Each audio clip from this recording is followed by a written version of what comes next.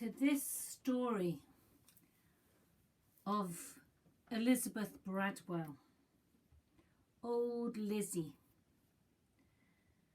I'm going to take you on a journey back to Great Yarmouth in Norfolk, East Anglia, on the edge, the very edge of Eastern England.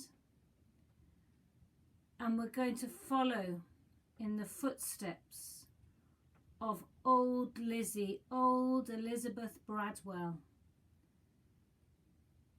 who was tried as a witch and executed as a witch on the 29th of September 1645. So come with me as we stand on the edge of the dunes at Yarmouth. It is a cold, wet, windy autumn night. A storm has blown up and the rain is lashing us. And we can see in the distance a flickering light. And that flickering light seems to come from the hull of a boat, an old, upturned hull of a boat. And there is a flickering light inside. And so we walk towards that flickering light. And we start to see that this upturned boat is in fact a home. Some sort of old hovel, some sort of old hut. And it is there on the edge of things, on the edge of Yarmouth. And we knock on the door, and an old woman opens the door, and she beckons us in. She asks us to sit down.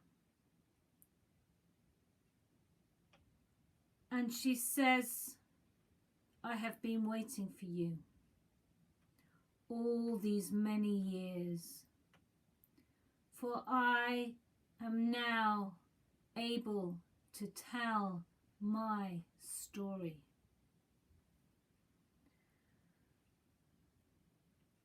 Old Lizzie Bradwell had been living in that hut for as long as she could remember.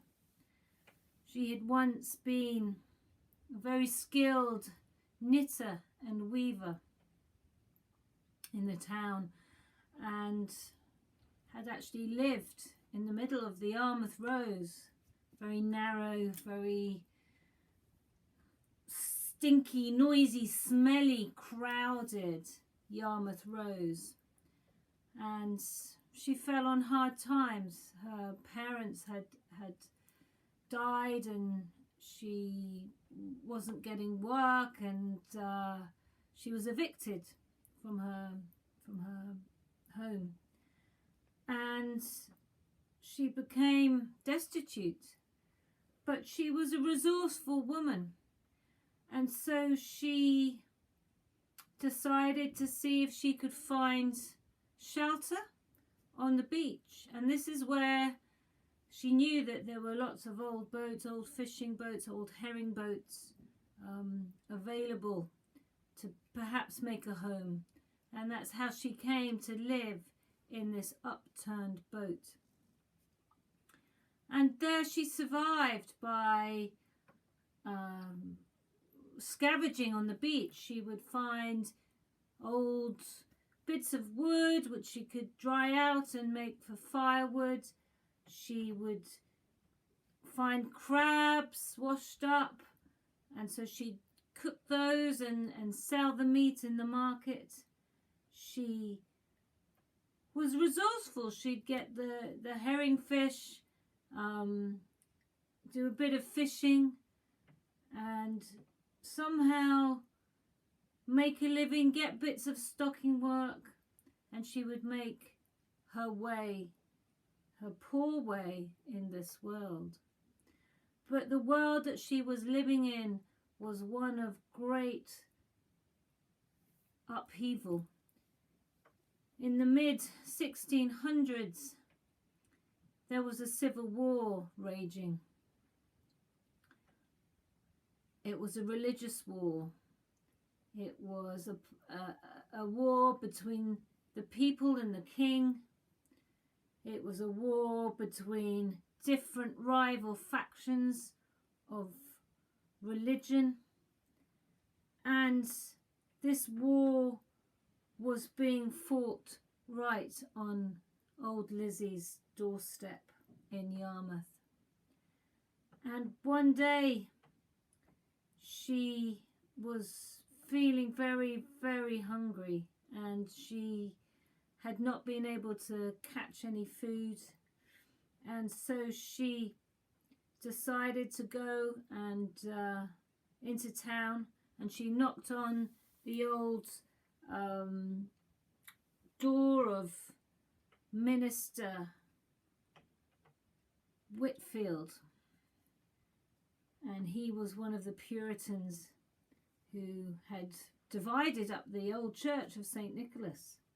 There were 3 congregations now in the church, and it'd been blocked up and split into 3 because of all these warring factions. The Puritans, the separatists, the independent congregationalists. They were all vying for support of the people, and they were all anti-King Charles,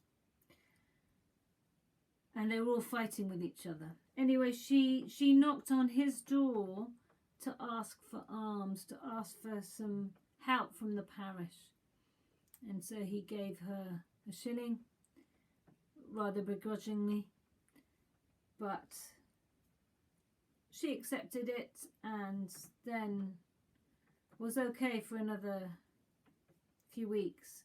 But again she went back, and then she became a bit of a regular visitor to his door, and he found this rather irritating because really he was not such a godly man, and so he started to try and avoid her. So she started slipping into his congregation on a Sunday so that he couldn't avoid her, and she started to see the goings on in the church, in the churchyard, and all the arguments between the different ministers of Yarmouth. And there were all the great and the good that would go to church. There was Henry Moulton, who was a town councillor, and he was a wealthy merchant, and he was also a stocking merchant. And so old Lizzie decided perhaps he would be able to give her some work.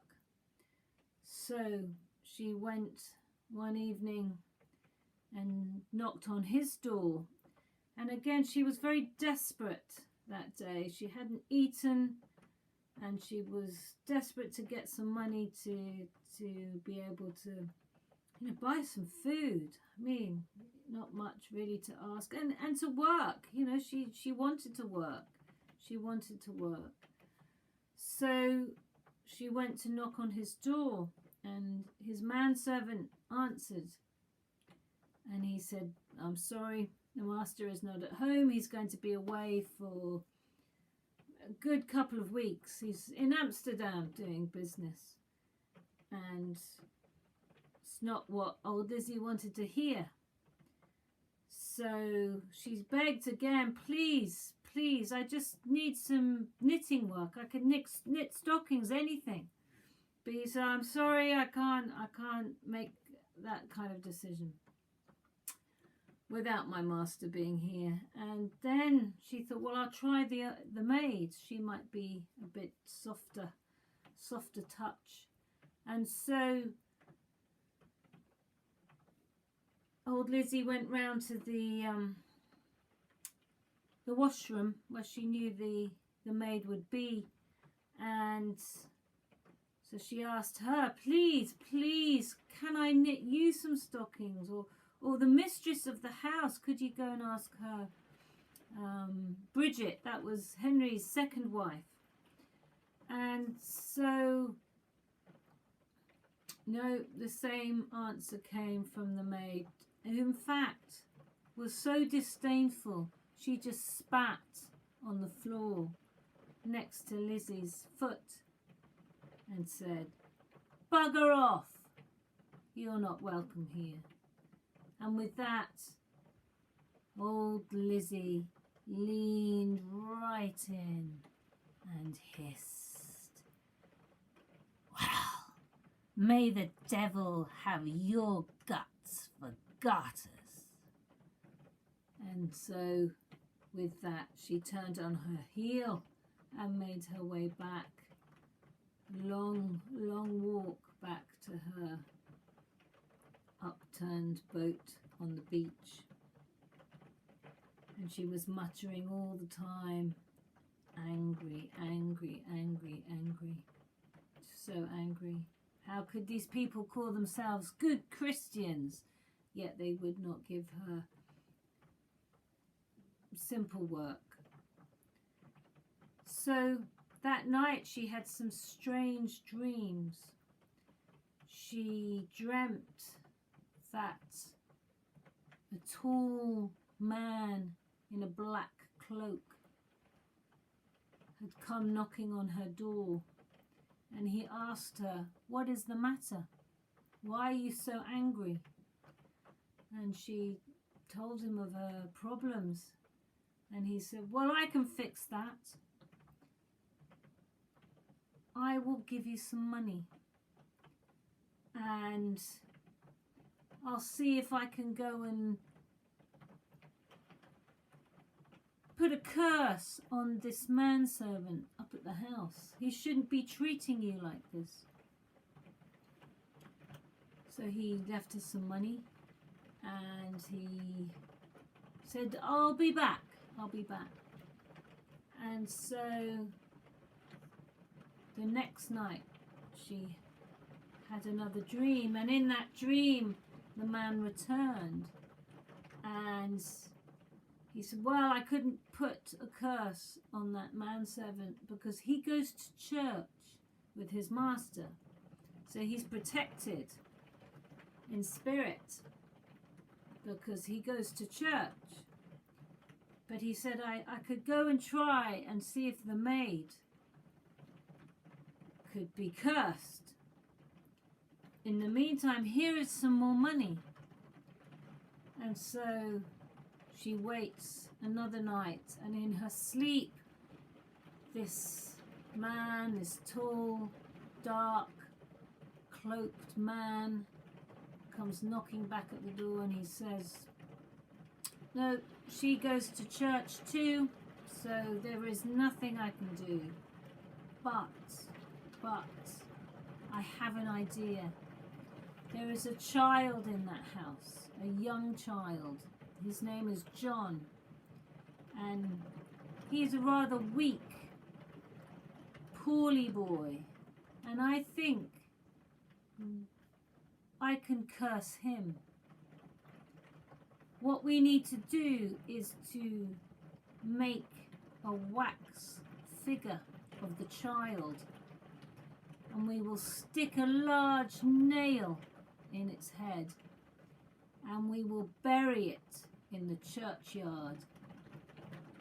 And slowly, as the wax rots away, the child will rot away. And so you shall have your revenge. And I promise you this, when the wax figure has rotted away, you will receive a large sum of money." And with that, he was gone.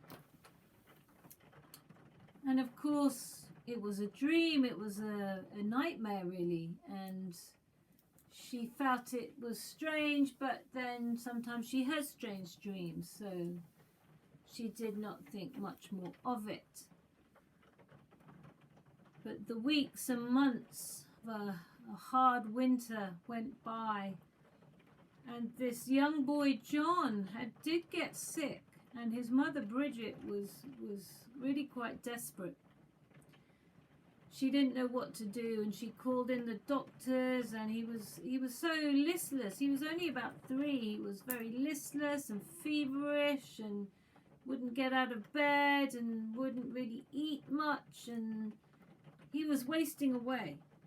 And so Bridget was tearing her hair out. She did not want her son to die, and yet he seemed so close to death, and the doctors could do nothing.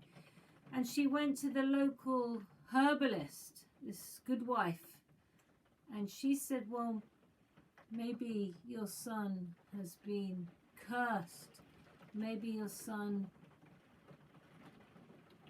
has been given a curse by a witch. Tell me, is there anybody who you may have crossed or your family may have crossed? And so she thinks, and then she remembers that night when old Lizzie had come knocking on the door, and she'd heard her servant speak to her and close the door in her face. So she wondered, perhaps it was her. And so this rumour started to go round that old Lizzie was a witch, and she had cursed young John. And really Bridget was pressing her husband to get the town council to do something about this, because there were other people in Yarmouth at the time who were very suspicious characters, and the neighbours were wagging their tongues, and the Puritan congregations were saying, we have to cleanse the town. We have to cleanse the town of these kind of people. And there was a lot of fear. Of course, you're in a civil war, and there's chaos and fear of the unknown and a lot of anxiety. So it's not surprising that these rumours started to take hold. And then Bridget had learned that there was a Witchfinder General, he called himself, called Matthew Hopkins, who was riding around East Anglia through Essex, and he was coming up through Suffolk, and he was soon in Norfolk, and he was clearing whole towns of witches, of these women who danced with the devil and got up to all sorts of things and harmed their neighbours and harmed the cattle and harmed the crops. And so she felt that perhaps he could come to Yarmouth. So eventually she convinced her husband, and Henry Moulton was an ambitious man. He was friends with Miles Corbett, who'd been the MP for Yarmouth and was a great ally of Oliver Cromwell and a parliamentarian. And he knew all the Puritan ministers. And he wanted to become an alderman. And he thought that perhaps here was his chance. So he managed to persuade the town council to send for Matthew Hopkins on the 15th of August 1645. And they agreed to pay the large sum of money that Hopkins charged. And so by September, early September, he'd come to town, and by this time old Lizzie had been seized and thrown into the Toll House jail, the most dark, the most stinking, the most flea-ridden, vile, horrific place in Yarmouth. And it's still there today, and it has a really, really dark energy. And So she's there, and she's there with 10 other people who've all been accused of witchcraft. And in the days before Matthew Hopkins arrived, he charged the two ministers, Minister Whitfield and Minister Brinsley, to watch the women to see if they could see signs of the devil amongst them. And so Lizzie was brought into a chamber, and the two men were there, and they would not let her sleep for 3 nights and 3 days. They walked her. They made her stand up, sit down. They poked her. They prodded her. They screamed at her. They asked her 100 questions. They denied her food. They denied her water. For 3 days and 3 nights, they brought in good wife, the old midwife Elizabeth Howard, who'd do anything for a shilling, to inspect her for the marks of the devil. And so old Lizzie was stripped of her clothes and made to stand and squat naked on a stool.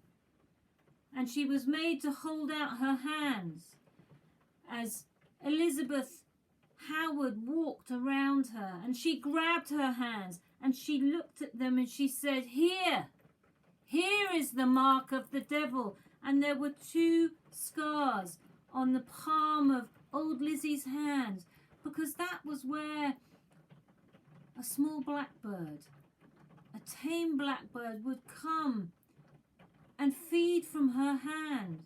She would feed it crumbs out on the dunes, and it was her only friend.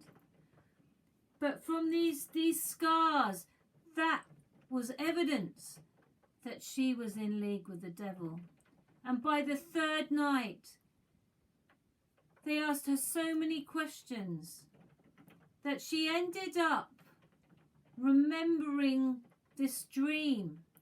And somehow this dream about the tall man coming to give her money on that night when she'd been to visit old Moulton's house, that dream somehow became told as a truth.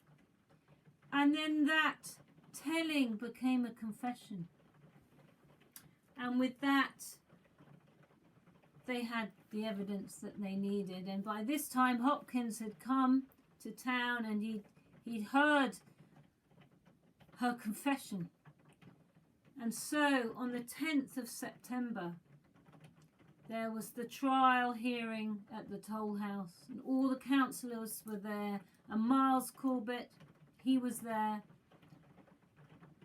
He was the town recorder and the magistrate. And so she was called up. She was the 10th person to come up from the jail below, and she was read out the charges. And then they said, well, you've told us this story. We're going to take you up to the house of the Moulton family, and you're going to tell it to them again. And once you've told them what you've told us, we're going to take you to the graveyard, and we're going to make you dig up that wax figure. And so she went to the Moulton's house, and she was forced to tell the story again. And suddenly this young boy, John, sat up in bed. It was a miracle. And nobody could quite believe it, so that they took what she just said as further evidence. Her story was that she had bewitched this child, and she had conjured up the devil to do so. And then they took her to the graveyard, but of course they couldn't find this wax effigy. But that didn't matter. She was guilty. Guilty as charged, and guilty as she confessed. And so a date was set for the sentence of hanging. And she had no money, so a poor woman with no money couldn't buy her way out. She couldn't bribe the judges. She couldn't bribe the jailer. She had no man, it was a men's world, to help protect her and defend her.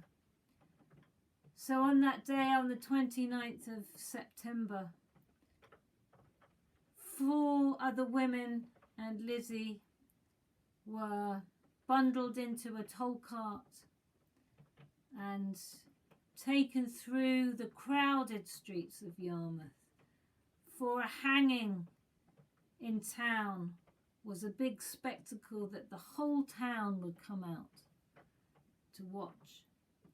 And people were throwing rotten vegetables at the women as they were pulled through the town all the way up to the very edge of Yarmouth, to where the gibbet stood on what is now the racecourse on the old Jellicoe Road.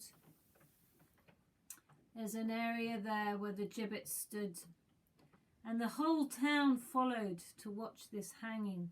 The Moulton family were there with young John and his brother. Miles Corbett was there, Henry Moulton, the ministers, everybody in Yarmouth come to see the witches be damned. And so, as the hangman pulled the noose around Lizzie's neck,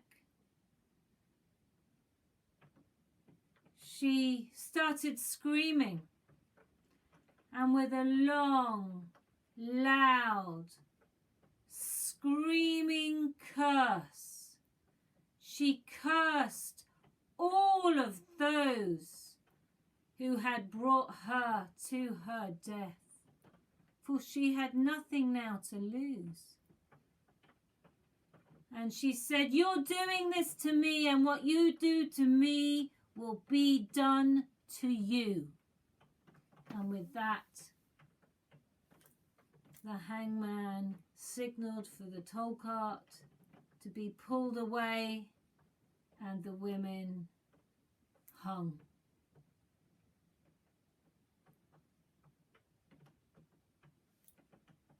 And their bodies jerked, and they became limp. And the crowd cheered, but then the crowd fell silent because they were afraid. If these women were witches, what might they do now? Might they call in the devil? Might they come back to life? Might they wreak vengeance on the crowd? So quickly people began to disperse, and their bodies were taken down after an hour and piled back up on the cart and taken all the way back to St. Nicholas churchyard, where a grave was dug on the north side of the church, away from the sanctuary on unconsecrated ground. And the 5 women were thrown into that pit. And they lie there still. There is no headstone, but they lie there still. Buried on the 29th of September, 1645. And what happened to all those that had brought Lizzie to her death? Well, Bridget Moulton, the mother of John, she was dead less than a month later and buried in the same churchyard at the end of October. She didn't even last the month. What happened to Henry Moulton? Well, he died 6 years later, left his his property and his estate to one of his sons, Thomas, the older brother of John. John had already died by this point. Thomas had become a successful baker, but he was always haunted by the sight of Lizzie hanging. What happened to Minister Brinsley and Minister Whitfield? Well, they died and they were buried in the churchyard. And Miles Corbett, I'll tell you about him in a minute, but Matthew Hopkins, the Witchfinder General, he was dead by 1647, 2 years later, of tuberculosis, and was buried in an unmarked grave in his hometown near Manningtree. So somehow her curse may have taken effect. And then Miles Corbett, well, he went on in 1648. He liked a good killing. He signed the death sentence for King Charles I. He was the last signature on the death warrant for King Charles I. And that was signed in secret in a room of a big house on the south quay of Yarmouth. And they say Oliver Cromwell was there too that night. But by 1666, the politics of England had changed. King Charles II was on the throne. And all those that had signed his death warrant of his father were deemed traitors. And Miles Corbett had fled to Amsterdam. And there he was tracked down and brought back to England and was sentenced to high treason, for high treason, and was hung, drawn and quartered at Tyburn in London. So in the end, he had a fate far worse than old Lizzie. And she felt on the other side of that veil that perhaps justice had been done. So next time you visit Yarmouth, take a walk along the beach. Think of the old woman scavenging for food and washed up treasures. Maybe take a visit to the toll house and see if you can stomach the dark forces that still reside there. And perhaps pay a visit and lay a flower on the north side of the church of St. Nicholas.